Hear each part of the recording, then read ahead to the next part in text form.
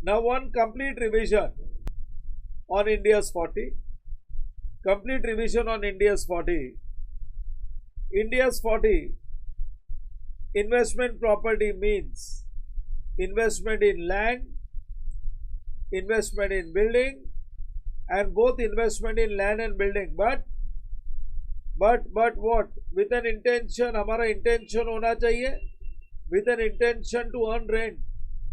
हमारा intention होना चाहिए earning rentals or for capital appreciation. So investment in land, investment in building, or both investment in land and building with an intention to earn rentals or for capital appreciation. तो फिर वो investment in land and building को बोला जाएगा. वो investment in land and building को हम लोग बोलेंगे इन्वेस्टमेंट प्रॉपर्टी. ये इन्वेस्टमेंट तुम्हारे रेसिडेंशियल प्रीमाइजर्स में भी हो सकता है, ये इन्वेस्टमेंट कमर्शियल प्रीमाइजर्स में भी हो सकता है, जिसको तुम रेंट पे इंडिविजुअल को भी दे सकते हो, जिसको तुम रेंट पे कोई कंपनी को भी दे सकते हो. बट इंटेंशन रेंट कमाना होना चाहिए. अगर तुमने कोई जमीन खरीदी है, उसको प्लॉट्स में कट करके अगर बेचना चाहते हो, और तुम you are not a builder, you are a pharma company, तुम जमीन खरीद के बेच रहे हो, इसका मतलब है you have made an investment. It is not the goods और services in which you deal into. अगर तुम ये प्लॉट्स बेचोगे, कब बेचोगे? कैपिटल एप्रिसिएशन आने पे, तो तुम्हारे माइंड पे कहीं ना कहीं एप्रिसिएशन चल रहा है, तो ये तुम्हारे लिए इन्वेस्टमेंट प्रॉपर्टी है. तुम डीलर हो कार्स में, लेकिन तुमने एक प्लॉट खरीदा, एप्रिसिएशन आने पे बेचोगे, तो फिर वो केस में इन्वेस्टमेंट प्रॉपर्टी मानी जाएगी, क्योंकि माइंड में एप्रिसिएशन चल रहा है. सो रेंट या एप्रिसिएशन अगर कमाने का इंटेंशन है and you are not dealer in that commodity, then in that case वो तुम्हारा इन्वेस्टमेंट प्रॉपर्टी है. तुमने फ्लैट परचेज किया है, इंटेंशन है एप्रिसिएशन आने पे बेचोगे, लेकिन जब तक एप्रिसिएशन नहीं आ रहा, रेंट कमा रहे हो, तो यहाँ तो दोनों की दोनों कंडीशन सेटिस्फाई हो गई, तो ये फ्लैट तुम्हारा इन्वेस्टमेंट प्रॉपर्टी है. याद रखना, investments can be made in residential premises, investments can be made in commercial premises, it can be given on rentals to individuals, it can be given on rentals for to any company also, but intention rent और appreciation कमाना है. लेकिन अगर property plant and equipment खुद के business के लिए use कर रहे हो, तो इंडिया 16 अप्लाई हो जाएगा. और अगर property plant and equipment, suppose land and building तुम परचेज कर रहे हो और बेचने के लिए, और तुम बिल्डर हो, तो you are dealer in that item, so वो केस में unsold land and building won't be taken as investment property, it will be treated as inventory, because in ordinary course of business तुम खरीदते हो और बेचते हो, सो वो तुम्हारी इन्वेंट्री हो जाएगी. इंडिया 2 अप्लाई हो गया. अगर तुम कॉन्ट्रैक्टर हो और कॉन्ट्रैक्टी के बिहाफ में अगर उनकी बिल्डिंग डेवलप करके दे रहे हो, तो वो केस में कॉन्ट्रैक्टी के बिहाफ में अगर बिल्डिंग डेवलप करके दे रहे हो, बना के दे रहे हो, तो तुमको कॉन्ट्रैक्ट प्राइस मिलेगा, तुम तो खाली रेवेन्यू कमाने वाले हो, तो वहाँ पे इंडिया 115 अप्लाई होगा. लेकिन अगर तुम्हारी फैक्ट्री बिल्डिंग है जिसको तुमने खाली कर दी, पूरा बिजनेस नए फैक्ट्री में शिफ्ट कर दिया, और अब ये जो फैक्ट्री है ये हम लोग ने बेचने के लिए रख दी है इमीडिएटली सेम कंडीशन में, आज कोई अच्छा कस्टमर आ जाए आज बेच देंगे, कोई काम कराने का मन नहीं है इसमें, सो वहाँ पे India 105 non current asset help for sale वाला स्टैंडर्ड अप्लाई हो जाएगा.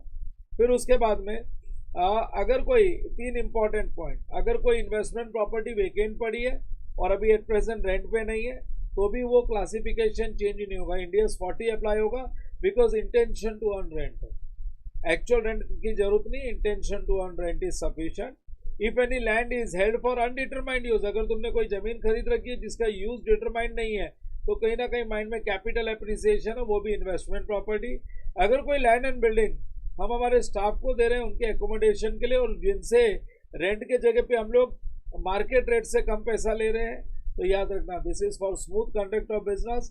ये हम कोई रेंट कमाने का इंटेंशन नहीं है, ये हमारे बिजनेस को स्मूथली चलाने के लिए हम लोग स्टाफ को एकोमोडेशन दे रहे हैं. सो यहाँ पे India 16 property plant and equipment apply होगी.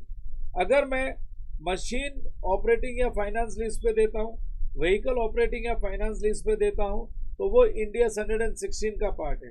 लेकिन अगर लैंड एंड बिल्डिंग ऑपरेटिंग या फाइनेंस लीज पे देता हूँ, तो इंडिया 40 का कनेक्शन आ जाता है इंडिया 116 लीज वाले स्टैंडर्ड से. अगर ऑपरेटिंग लीज पे मैंने लैंड एंड बिल्डिंग दी है, तो ओनर लेसर है, क्योंकि ऑपरेटिंग लीज में लेसर ओनरशिप ट्रांसफर नहीं करता है, तो लेसर के बुक्स में जाके इंडिया 40 अप्लाई करोगे. For measurement of investment property.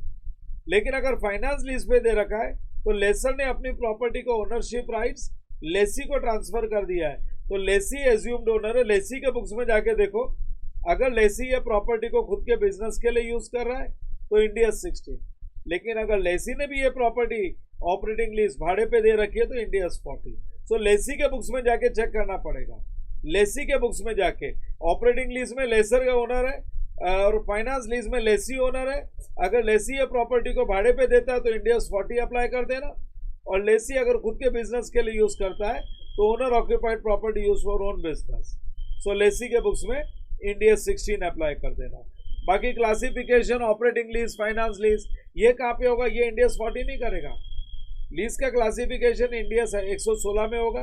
कोई sale and lease back transaction है, डिस्क्लोजर ऑफ लीज है, ये सब चीज इंडिया 116 में है।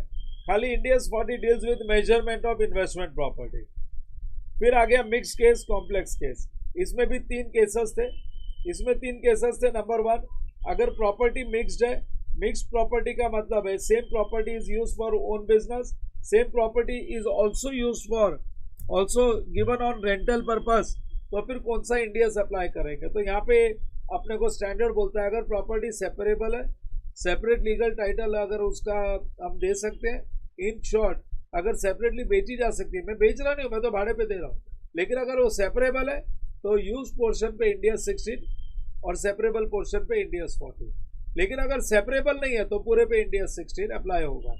फिर उसके बाद में इन केस ऑफ सेकेंड वाला केस था कंसोलिडेटेड फाइनेंशियल स्टेटमेंट में क्या ट्रीटमेंट करेंगे? होल्डिंग कंपनी वो कंपनी जो कंट्रोल करता है दूसरे कंपनी को, और कंट्रोल होने वाली कंपनी सब्सिडरी। अगर होल्डिंग कंपनी और सब्सिडरी कंपनी के केस में holding company end of the year में 2 फाइनेंशियल स्टेटमेंट बनाएगा, एक तो सेपरेट फाइनेंशियल स्टेटमेंट और सेकंड बनाएगा कंसोलिडेटेड, जिसमें होल्डिंग अपने साथ अपने सारे सब्सिडरीज को मिला लेगा। सब्सिडरी तो सेपरेट फाइनेंशियल स्टेटमेंट ही बनाएगा। सो होल्डिंग कंपनी ने अगर सब्सिडरी कंपनी को कोई प्रॉपर्टी रेंट पे दी या सब्सिडरी कंपनी ने होल्डिंग कंपनी को प्रॉपर्टी रेंट पे दी, तो जब सीएफएस बनेगा तब ये नहीं बोलेंगे तेरी प्रॉपर्टी मेरी प्रॉपर्टी। जब कंसोलिडेटेड फाइनेंशियल स्टेटमेंट बनेगा जिसमें होल्डिंग और सब्सिडरी दोनों होंगे तो बोलेंगे हमारा एसेट हमारे बिजनेस में यूज होगा। सो वो केस में सीएफएस में ये जो रेंटेड प्रॉपर्टी है होल्डिंग ने सब्सिडरी को दी, सब्सिडरी ने होल्डिंग को दी, जो विद इन द ग्रुप है, जब सीएफएस बनेगा तो बोलेंगे इंडिया 16 फॉर सीएफएस इंडिया 16। लेकिन होल्डिंग ने सब्सिडरी को दिया या सब्सिडरी ने होल्डिंग कंपनी को कोई प्रॉपर्टी दी और उन्होंने बाहर किसी को ऑपरेटिंग लीज पे अगर वो प्रॉपर्टी दे दी, तो फिर सीएफएस बनाते समय वो property with in the group नहीं है, ग्रुप के बाहर है, तो वो केस में सीएफएस में भी बोलेंगे India 40। So when in CFS India 40 will apply when the property which was given on rent by holding to subsidiary और subsidiary to holding is rented outside. यहाँ पे लिख के रखा है मैंने। We can apply India 40 in CFS also when the property is given to third party on rent, that is property is used outside the group। फिर उसके बाद में थर्ड केस था कंफ्यूजन रिगार्डिंग एंसिलरी सर्विसेज। अगर कोई property दी है साथ में कुछ और सर्विसेज भी दी है, जैसे मॉल में शॉप दिया है तो वहाँ पे एस्केलेटर्स, लिफ्ट्स, सेफ्टी गार्ड्स, ये जो रहते हैं, ये सारी जो सर्विसेज मिलती है, तो इसके वजह से कोई स्टैंडर्ड नहीं बदल जाता। ये एक बहुत छोटा सा पार्ट है जो हमने रेंटेड प्रॉपर्टी दिया है ना, उसके साथ में ये सारे एंसिलरी सर्विसेज भी आते हैं। तो ये एंसिलरी सर्विसेज के वजह से अपने को क्लासिफिकेशन चेंज नहीं कर देना है, वो इन्वेस्टमेंट प्रॉपर्टी है, इंडिया 40 अप्लाई होगा। लेकिन होटल बिजनेस में भी रूम सर्विसेज होती है और रूम रेंट होता है, वहाँ पे भी 2 पेमेंट्स आते हैं, room rent and room services. लेकिन वहाँ पे इंडिया 40 अप्लाई नहीं होगा, बिकॉज ये ऑर्डिनरी कोर्स ऑफ बिजनेस में मेरा बिजनेस यही है। तो होटल की बिल्डिंग जो है ना उस पर इंडिया 40 अप्लाई होता है, होटल की बिल्डिंग पे इंडिया 16 होटल की बिल्डिंग पे इंडिया 40 अप्लाई नहीं होता है, होटल की बिल्डिंग पे इंडिया 16 अप्लाई होता है। Owner occupied property use for own business, क्योंकि ये जो रूम सर्विस का पैसा आएगा और रूम रेंट आएगा ये मेरे ऑर्डिनरी कोर्स ऑफ बिजनेस में। So this is India 16 will apply here, owner occupied property use for own business, ये मेरा बिजनेस ही है। सो ये 3 पॉइंट्स थे मिक्स्ड केसेस में। दैट इज मिक्स्ड प्रॉपर्टी होगी तो क्या करोगे, CFS में क्या करोगे, और एंसिलरी सर्विसेज में क्या करोगे, other than hotel ancillary services के वजह से क्लासिफिकेशन चेंज नहीं होगा। और होटल वाले केस में तो वो पूरी होटल बिल्डिंग पे ही इंडिया 16 अप्लाई होगा। चलो आगे बढ़ते हैं।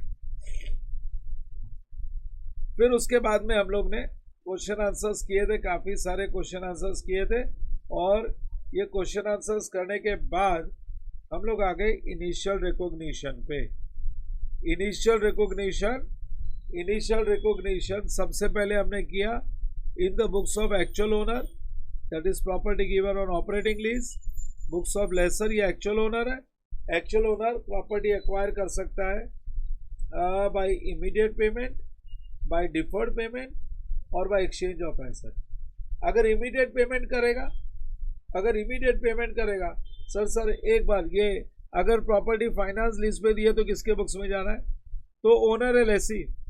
और ये बहुत सिंपल केस है, लेसी का जो लीज रेंटल्स है ना उनकी प्रेजेंट वैल्यू निकाल लो,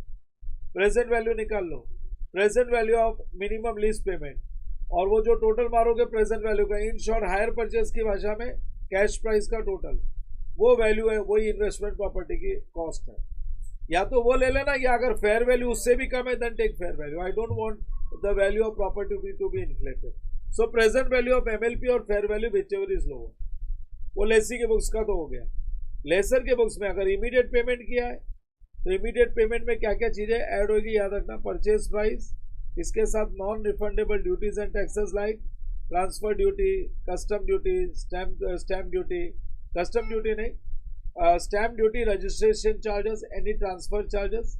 फिर उसके बाद आ गया ब्रोकरेज और एनी अदर एक्विजिशन कॉस्ट। लेकिन अगर कोई एक्सपेंसेस हमने इनकर किया है to develop the property to be given on rental basis, like हम लोग ग्रिल का काम करा रहे, थोड़ा फ्लोरिंग का काम करा रहे, किचन का काम करा रहे, फर्नीचर का काम करा रहे, ताकि फर्निश्ड हाउस देख के ज़्यादा रेंट कमा सके, सो वो सब भी अपने को ऐड करने का। और वो ऐड करने के बाद जो मिलेगा that is known as cost of investment property, वो इनिशियल रिकॉग्निशन होगा। और उसके लिए एंट्री पास करेंगे हम लोग investment property account debit to bank. लेकिन गलती से भी कोई प्रॉपर्टी बनने के बाद प्रमोशनल एडवर्टीजमेंट एक्सपेंसेस, स्टार्टअप और ओपनिंग सेरेमनी कॉस्ट या day to day repairs and services ये ऐड मत कर लेना, बिकॉज ये सारे के सारे एक्सपेंसेस प्रॉपर्टी रेडी हो चुकी है, ये सारे के सारे एक्सपेंसेस बिजनेस को चलाने के लिए है या प्रॉपर्टी को मेंटेन करने के लिए, प्रॉपर्टी को रेडी करने के लिए नहीं है। प्रमोशन बिजनेस चलाने के लिए कि ये प्रॉपर्टी को मैं रेंट पे दूं, इनकम कमाऊं। ओपनिंग सेरेमनी भी उसके लिए ही है। और day to day services, repairs and maintenance expense property को मेंटेन करने के लिए। तो ये सारे के सारे एक्सपेंसेस P&L में जाएंगे। लेकिन अगर प्रॉपर्टी डिफर्ड पेमेंट पे ली है तो हायर परचेज का केस है। डिफर्ड पेमेंट पे की है तो मैंने यहाँ पे लिखवा ही दिया है, देख लो, ये पेमेंट है, इसमें से इंटरेस्ट हटा दो और जो अपने को कैश प्राइस मिलेगी principal amount, that is investment property to bank, इसकी एंट्री आएगी इन्वेस्टमेंट प्रॉपर्टी टू बैंक। क्योंकि इंटरेस्ट जो हम लोग पे कर रहे हैं ना, that is not for acquiring the asset, interest जो हम लोग पे कर रहे हैं that is for delay in payment, क्योंकि हम पेमेंट डिले कर रहे हैं इसलिए हमको इंटरेस्ट देना पड़ रहा है। वो अपना प्रॉपर्टी एक्विजिशन कॉस्ट नहीं है, डिले इन पेमेंट का चार्जेस है, वो P&L में जाएगा, वो डिफर्ड पेमेंट। फिर डिफर्ड पेमेंट के बाद आ गया exchange of assets. Exchange of asset, remember regarding exchange of assets, यहाँ पे मैंने 2 केस बताए थे, एग्जाम्पल्स तो बहुत सारे थे लेकिन उनको फिर मैंने नेट ऑफ करके यहाँ पे थियरी दी थी। अगर ट्रांजैक्शन हैज कमर्शियल सब्सटेंस, अगर ट्रांजैक्शन में कमर्शियल सब्सटेंस है या ट्रांजैक्शन में कमर्शियल सब्सटेंस नहीं है, अगर ट्रांजैक्शन में कमर्शियल सब्सटेंस नहीं है, हमने एक्सचेंज कमर्शियल मोटिव से नहीं किया है, तो incoming asset to outgoing asset will be recorded, incoming asset will be recorded at book value of outgoing asset।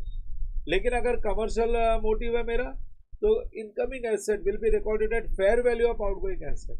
Outgoing asset की जो फेयर वैल्यू है, in short cashback account debit to old asset and difference between selling price and book value of old asset is profit और loss. और cashback के जगह पे मैं लिख दूंगा न्यू एसेट, बस simple. New asset account debit at fair value means selling price of old asset to old asset at book value and difference will be transfer to P&L। So ये हमने exchange of asset किया था। और ये सारे examples जो है ना, 8-9 एग्जांपल्स किए थे, 8 एग्जांपल्स क्लास टेक्स्ट बुक का भी एक क्वेश्चन था, वो क्लैरिटी के लिए तुमको उससे और तुमको क्लैरिटी आ जाएगी। सो ये हो गया initial recognition. In the books of actual owner में 3 केस बनी। एक्चुअल ओनर मीन्स लेसर, उसमें 3 केस है, by immediate payment, deferred payment, exchange of asset. और एज्यूम्ड ओनर लेसी के बुक्स में खाली प्रेजेंट वैल्यू ऑफ एमएलपी और fair value whichever is lower, उस पर इन्वेस्टमेंट प्रॉपर्टी रिकॉग्नाइज हो जाएगी। सब्सिक्वेंट रिकॉग्निशन का मतलब है कुछ सालों के बाद इन्वेस्टमेंट प्रॉपर्टी पे खर्चा करना, जो कैपिटल एक्सपेंडिचर है, जिसके वजह से इन्वेस्टमेंट प्रॉपर्टी का कॉस्ट बढ़ सकता है, उसको बोलते हैं सब्सिक्वेंट एक्सपेंडिचर।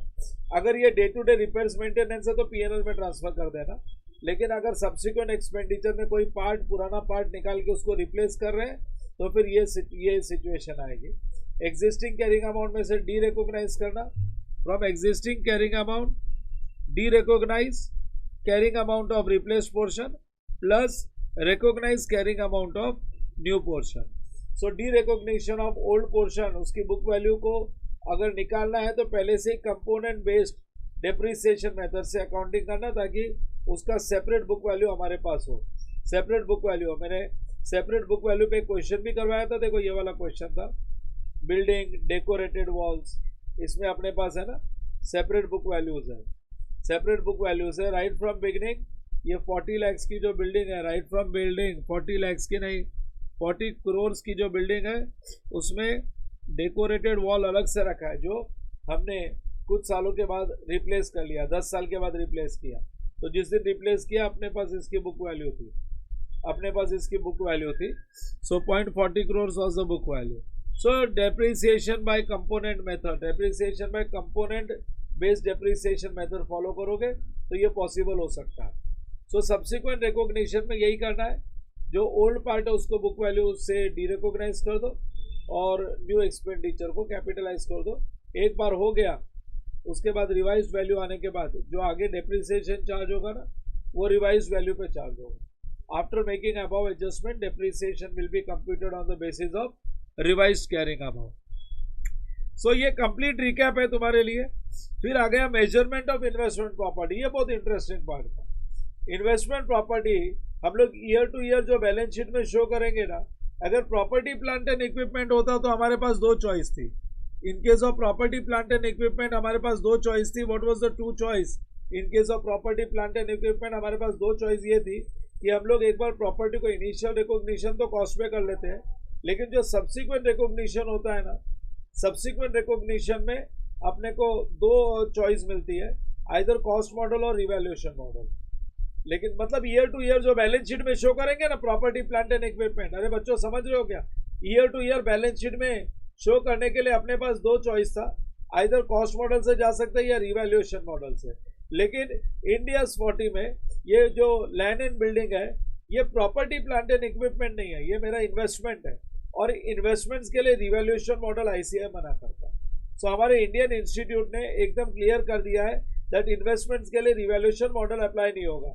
वैसे revaluation model will be applied in case of IFRS. अगर आईएफआरएस में इन्वेस्टमेंट प्रॉपर्टी का स्टैंडर्ड करते हो तो वहां पे 2 चॉइस देके रखा है, लेकिन हमारे यहाँ पे 2 चॉइस नहीं है। तुम्हारा ओरिजिनल कॉस्ट, उसमें से डेप्रिसिएशन माइनस कर दो, कैरिंग अमाउंट, अगर रिकवरेबल अमाउंट कैरिंग अमाउंट से कम है तो एक इम्पेयरमेंट लॉस बुक कर सकते हैं। You can book 1 impairment loss, लेकिन अगर वैल्यू बढ़ गई तो वो बढ़ी हुई वैल्यू को तुम खाली नोट्स टू अकाउंट्स में डिस्क्लोज कर सकते हो, अकाउंटिंग में नहीं ला सकते, रिवैल्यूएशन रिजर्व्स क्रिएट नहीं कर सकते। अगर इम्पेयरमेंट हो गया ना, impairment is nothing but book value से कम मार्केट में उसकी रिकवरेबल अमाउंट, तो जैसे डेप्रिसिएशन की एंट्री पास करते डेप्रिसिएशन टू एसेट, वैसे ही impairment loss to asset and PNL account debit to impairment loss, ये 2 एंट्री पास करके इम्पेयरमेंट लॉस बुक हो सकता है। डाउनवर्ड जा सकते हैं, कंजर्वेटिज्म कॉन्सेप्ट, अगर इम्पेयरमेंट होता है तो डाउनवर्ड वाली वैल्यू को रिकॉर्ड करना अलाउ करता है, लेकिन हायर वैल्यू अलाउ नहीं करता, रिवैल्यूएशन रिजर्व्स क्रिएट करना अलाउ नहीं करता। हाँ, हायर वैल्यू का हम लोग शो कर सकते हैं जब रिवैल्यूएशन होता है ना, अगर वैल्यू बढ़ गई तो उसको हम लोग नोट्स टू अकाउंट्स में डिस्क्लोज कर सकते हैं। अच्छा, ये जो फेयर वैल्यू हम लोग निकालते हैं ना, फेयर वैल्यू जो मेजर करते हैं, जिससे अपने को पता चलता है कि इम्पेयरमेंट हो गया कि रिवैल्यूएशन हो गया। इम्पेयरमेंट हो गया तो हम लोग इम्पेयरमेंट लॉस बुक कर लेते हैं, लेकिन अगर हायर वैल्यू जा रही है तो नोट्स टू अकाउंट्स में लिखते हैं। तो ये जो फेयर वैल्यू है ना, ये फेयर वैल्यू जो है ये एज पर guidance given in Ind AS 113, और वो गाइडेंस को फॉलो करके भी फेयर वैल्यूएशन कंपिटेंट वैल्यूअर ही करेगा, ऑथोराइज्ड वैल्यूअर करेगा। अगर वैल्यूअर कोई रिलायबल एस्टिमेट नहीं कर पा रहा है तो उसका रीजन बताएगा। ये आपने कोई कंपिटेंट वैल्यूअर से नहीं करवाया ना फेयर वैल्यूएशन, तो वो भी हमको डिस्क्लोजर में देना पड़ेगा। और जब फेयर वैल्यू निकालते हैं ना तो वो पूरी प्रॉपर्टी की होती है, उसमें फिर एक एक नया एक एक पार्ट को तुम अलग से नहीं बोल सकते कि इसका अमाउंट बाकी रह गया। फेयर वैल्यू इन्वेस्टमेंट प्रॉपर्टी की निकालनी, that includes all everything which is there inside that investment property.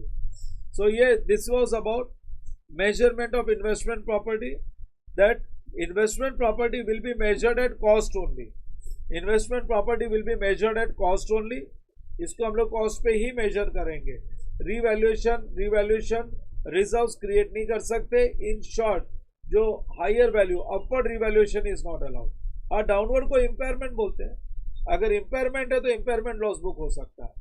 Accounting for revaluation नहीं होगी, नोट्स टू अकाउंट्स में डिस्क्लोजर होगा। फिर आ गया ट्रांसफर। पहले प्रॉपर्टी प्लांट एंड इक्विपमेंट, पहले हम लोग हमारा एसेट हमारे खुद के बिजनेस के लिए यूज कर रहे थे, अब हम उसको रेंट पे देना चाहते हैं, तो ये ट्रांसफर का केस बन गया। हम बिल्डर है, पहले हमने प्रॉपर्टी बेचने के लिए रखी थी, अब उसको भाड़े पे देना चाहते हैं, तो इंडियस 2 से इन्वेस्टमेंट प्रॉपर्टी करते हैं। पहले हम लोग रेंट पे दे रखे थे, अब वो प्रॉपर्टी को खुद यूज करना चाहते हैं, तो वो इंडियस 40 से इंडियस 16 करते हैं। पहले हमने रेंट पे दे रखी थी, अब हम लोग बिल्डर है, उसको बेचना चाहते हैं, तो इंडियस 40 से इंडियस 2 इन्वेंट्री बन गया। तो ये ट्रांसफर केस में कोई जर्नल एंट्री नहीं पास करनी, सिर्फ क्लासिफिकेशन चेंज होगा, उसका बैलेंस शीट में डिस्क्लोजर चेंज हो जाएगा। करंट से नॉन करंट या पीपी से investment property, only disclosure will change and transfer will be made at carrying amount. जिस दिन ट्रांसफर करे उस दिन बुक्स में जो वैल्यू है वो वैल्यू पे ट्रांसफर होगा, कोई जर्नल एंट्री नहीं पास करनी है। जो बुक्स में वैल्यू उस पर ट्रांसफर कर दो, ट्रांसफर हो जाने के बाद नया इंडियस अप्लाई हो जाता है, फिर rules of new Indians will apply. ये थे ट्रांसफर केसेस। ट्रांसफर केसेस के बाद आ गया डिस्पोजल। डिस्पोजल में अगर डिस्पोजल बाय ओनरशिप है तो वो केस में bank account debit, net selling price. Net selling price का मतलब है selling price minus expense to sell to investment property book value, कोई भी डिफरेंस आएगा तो P&L। लेकिन अगर फाइनेंस लीज पे दे रहे हैं तो lessee account debit fair value to investment property book value and any difference transfer to P&L। और अगर इन्वेस्टमेंट प्रॉपर्टी को फ्यूचर डेट में पेमेंट लेंगे, डिफर्ड क्रेडिट पे बेच रहे हो, तो हायर परचेस वाली एंट्रीज आ जाएगी। ये पूरा हायर परचेस का ही एक प्रॉब्लम सॉल्व करके दे दिया है तुम लोगों को। I have given a complete problem on hire purchase. So sale की एंट्री, एक तो उसमें इन्वेस्टमेंट प्रॉपर्टी की सेलिंग प्राइस कैसे आइडेंटिफाई करोगे। जो प्रॉब्लम में कलेक्शन दिया हुआ है ना, कलेक्शन में से इंटरेस्ट हटा दो, जो बैलेंस बचेगी वैल्यू वो सेलिंग प्राइस है। वो सेलिंग प्राइस को कंपेयर करो बुक वैल्यू ऑफ एसेट से, जो भी डिफरेंस आएगा profit loss. In short, selling price of asset, ये जो सेलिंग प्राइस ऑफ एसेट है ये तुमको कैसे मिलेगा। एसेट का सेलिंग प्राइस तुमको कलेक्शन, जो अमाउंट कलेक्ट करने वाले उसमें से इंटरेस्ट डिस्काउंट करोगे, फिर जो वैल्यू बचेगी वो सेलिंग प्राइस है। बस बाकी तो एंट्रीज तो हायर परचेज की पास कर ही लोगे। रिगार्डिंग डिस्क्लोजर, डिस्क्लोजर में पॉलिसी डिस्क्लोज करनी पड़ेगी, अकाउंटिंग पॉलिसी। बैलेंस शीट में cost model, notes to accounts में फेयर वैल्यू, रेंटल इनकम जो कमाया ड्यूरिंग द ईयर, कोई operating expenses, day to day repairs maintenance expenses incur किया, लेकिन इसमें भी दो ब्रेकअप है, that is expenses incurred and income generated. Expenses income and income not generated. और डिस्क्लोजर में चाहिए depreciation method, useful life, rate of depreciation या फेयर वैल्यू मेजरमेंट। अगर कोई प्रोफेशनल ने नहीं किया है तो रीजन देना पड़ेगा, उसका डिस्क्लोजर देना पड़ेगा। एंड लास्टली एक रिकंसिलेशन, ओपनिंग और क्लोजिंग वैल्यू के बीच का रिकंसिलेशन। ओपनिंग वैल्यू था ये, क्लोजिंग ये है, क्यों? क्योंकि ड्यूरिंग द ईयर एडिशन हुआ है, कुछ प्लस और माइनस करेंगे ट्रांसफर केसेस, कुछ बेचा है, उसके वजह से क्लोजिंग वैल्यू ये है। सो एक रिकंसिलेशन स्टेटमेंट ये भी अपने को डिस्क्लोजर में देना पड़ेगा।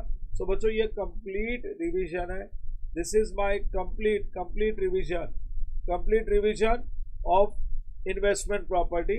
ये स्टैंडर्ड का कंप्लीट रिविजन है। सो ये जब भी कुछ दिनों के बाद, कुछ मंथ्स के बाद, जब भी तुमको ये लेक्चर वापस से ये टॉपिक देखना होगा, तो ये मेरा कंप्लीट रिवीजन लेक्चर देख लेना। ये लास्ट लेक्चर ही होता है मोस्टली, सो लास्ट लेक्चर में जाके कंप्लीट रिवीजन लेक्चर देख लेना, सो उससे तुमको रिकैप हो जाएगा।